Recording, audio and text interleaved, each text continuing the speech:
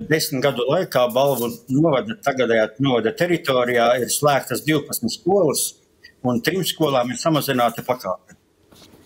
Ja runā par pierobežu un par modelim doma, protams, ir laba pāriet no naudas sako skolēnam uz naudu programmai, bet attiecībā tieši uz vidusskolas posmiem pierobežā notiek, teikšu, sabiedrības maldināšana, pakotnes kritērijs ir samazināts. Es tad atgādināšu, ka 2018. gadā tika pieņemti 538 MK noteikumi, kuros bija skaidri pateikts, ka Eiropas Savienības pierobežas teritorijā 15 km joslā gar valsts robežu 10.12. klašu posmā ir noteikts kritērijs minimālais, skolēnu skaita kritērijs 25. Šis kritērijs tiek pacelts gandrīz 2 reizes, no 25 uz 45.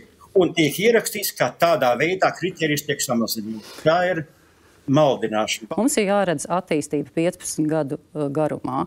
Ja mēs paskatāmies uz Latvijas demografisko situāciju 15 gadu garumā, tad vispār izglītojošās skolās skolēnu skaits samazināsies uz pusi.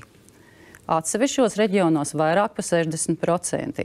Tas, par ko mēs šobrīd diskutējam, tā ir cīņa ar laiku. Demogrāfija ir nežēlīga, un mums būs jādomā par skolu tīklu sakārtošanu arī Balvu novadā. Jā, Balvu novads ir viens no tiem, kas šos lēmumus nav pieņēmis, un kuriem ir tiešām vairāk skolas ar nelielu kilometru attālumu, viena no otras. Visiem kopā ir jāsaprot, ka Latvijas valsts to vienkārši nevarēs samaksāt.